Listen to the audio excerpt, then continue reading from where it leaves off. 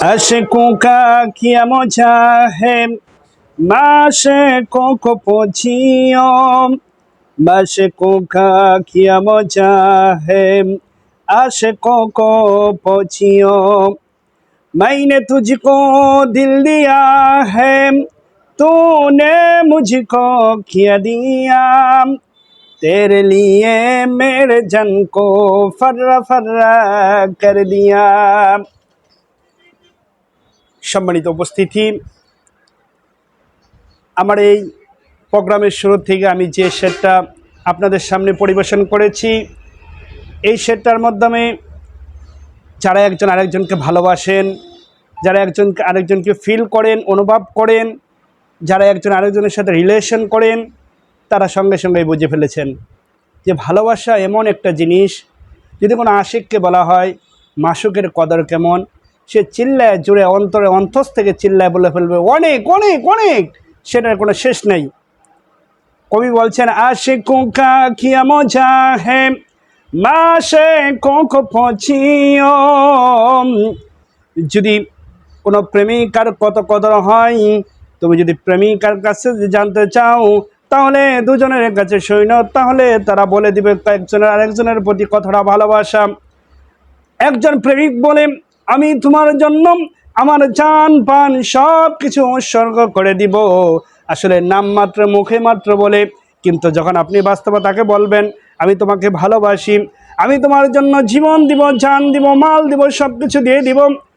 আমি বলি তোমার যদি কাউকে ভালো লাগে বলো আমার তোমাকে ভালো লাগে, আমি তোমাকে বিবাহ করতে চাই, তোমার বাবার নাম্বার দাও, তোমার মার ফোন নাম্বার দাও, আমি তোমার বাবার সাথে কথা বলবো, তোমার মার সাথে কথা বলবো।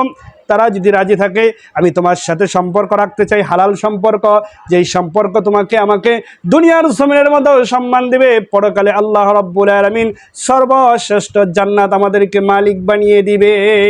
এর জন্য বলবো যুবক ভাইরা আমার, প্রেম করো, সমস্যা নাই, ঘুরতে যাবা সমস্যা নাই, পার্কে যাবা কোনো সমস্যা নাই, একসাথে ডেটিং করবা কোনো সমস্যা নাই, একসাথে ফিটিং করবা কোনো সমস্যা নাই, যা মন চায় সব কিছু করো কোনো সমস্যা নাই, কিন্তু আগে বিবাহ করো। বিবাহ করা ছাড়া কিছু করা যাবে না, বিবাহ করা ছাড়া কিছু করা যাবে না। এর জন্য বলি কিছু সংখ্যক মেয়েরা আছে দেখবেন প্রেম করার সময় খোঁজে সাকিব খান, প্রেম করার সময় খোঁজে শাহরুখ খান, প্রেম করার সময় খোঁজে সালমান খান, প্রেম করার সময় খোঁজে আমির খান, আর বিয়ে করার সময় মেয়েটা খোঁজে টাকাওয়ালা কালাচান। ঠিক কিনা বলেন?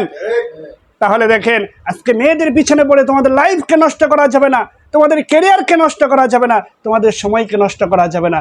আর যদি তুমি তোমার ক্যারিয়ারের পিছনে, তোমার লাইফের পিছনে, যদি তোমার লেখাপড়ার পিছনে সময় দাও, স্বয়ং ওই সমস্ত মেয়েদের পিতা মাতা তোমার কাছে হাত জোর করে এসে বলবে তুমি আমার মেয়েকে বাবা বিবাহ করো, তোমাকে এটা দিব, গাড়ি দিব, বাড়ি দিব, সাথে তোমাকে 10 লক্ষ টাকা দিব, তাও তুমি আমার মেয়েকে বিবাহ করো। এর জন্য যুবক ভাইদেরকে বলবো মেয়েদের পিছনে পড়ো না, তোমাদের আবেগকে মেয়েদের সাথে কাজে লাগায় না। আবেগ একটা এমন একটা জিনিস, আবেগ মানুষের জীবনকে শেষ করে দেয়। অনেক ছেলে মেয়েরা আছে আবেগে পড়ে জীবনকে শেষ করে দিতেছে অনেক। এই তো কিছুদিন আগে দেখলাম এক কলেজের ম্যাডাম, সে তার ছাত্রকে ভালোবাসে। একজন কলেজের ম্যাডাম এত নিচে কীভাবে নামতে পারে? তার মধ্যে দিনী শিক্ষা না থাকার কারণে। আজকে যদি তার মধ্যে দিনী শিক্ষা থাকতো, ইসলামী শিক্ষা থাকতো, তাহলে সে এরকমভাবে অবৈধভাবে প্রেম করতো না। সে রাসূলের সুন্নাত অনুযায়ী সে এরকমভাবে বিবাহ করে তারপরে প্রেম করতো, তাহলে তার আজকে মারাও যাওয়া লাগতো না। এর জন্য বলি তোমাদের যখন যাকে ভালো লাগবে সঙ্গে সঙ্গে আগে তাদের সাথে বিবাহ করবা, তারপরে প্রেম করবা, এতে কোনো সমস্যা নাই। ইসলাম বলছে হ্যাঁ তোমরা অবৈধভাবে কোনো মিলামেশা করা যাবে না, অবৈধভাবে প্রেম করা যাবে না। অবৈধভাবে যারা বিবাহ ছাড়া এরকমভাবে একজন নারীর দিকে যখন তাকায়, আল্লাহ রাব্বুল আলামিন ওই বান্দার আমলনামার মধ্যে গুনাহ লিখে দেন, কবিরা গুনাহ, জিনার গুনাহ লিখে দেয়। এর জন্য চোখ দিয়ে কোনো অন্য মেয়েকে দেখা যাবে না। এরকম যুবতী বোনদেরকেও বলবো তোমরাও এরকমভাবে কোনো যুবক ভাইদেরকে এরকমভাবে দেখা যাবে না। চোখের গুনাহ করা যাবে না, কানের গুনাহ করা যাবে না, পায়ের গুনাহ করা যাবে না, হাতের গুনাহ করা যাবে না। এক কথায় একমাত্র ধৈর্য ধরেন, ধৈর্যের ফল অনেক মিষ্টি হওয়া যায়। আজকে তো আমাদের দেশের যুবক ভাইদেরকে দেখা যায় বিয়ের আগে অনেক প্রেম প্রীতি ভালোবাসা অনেক কিছু করে, কিন্তু যখন বিয়ে হয়ে যায়, বিয়ে হওয়ার 3 মাস পরে টাকার কারণে টাকা নাই, পয়সা নাই, থাকার জায়গা নাই, হ্যাঁ ভালোবাসা নাই, এর জন্য বিদেশ চলে যায়। বিদেশ কিসের জন্য যায়? টাকা কামাবে, বাড়ি বানাবে, ঘর ঘর করবে, তারপরে সুখে শান্তিতে করবে। আরে কালাচান, তুমি তোমার বউ রাইখা তুমি যাও বিদেশ, আর তোমার বউ করে ডেটিং ফিটিং করে আরেকজনের সাথে হাত ধরে চলে যা, তারপরে তুমি ঠিকই বুঝো। এর জন্য বলবো যে এখনো সময় আছে, প্রত্যেকেই যুবক ভাইয়েরা সোচ্চার হয়ে যাও, সুন্দর হয়ে যাও, নিজেরা লেখাপড়ার মধ্যে সময় দাও, নিজেদের ক্যারিয়ারকে সুন্দর করো, তাহলে ভবিষ্যৎ তোমার এত উজ্জ্বল হবে একদম।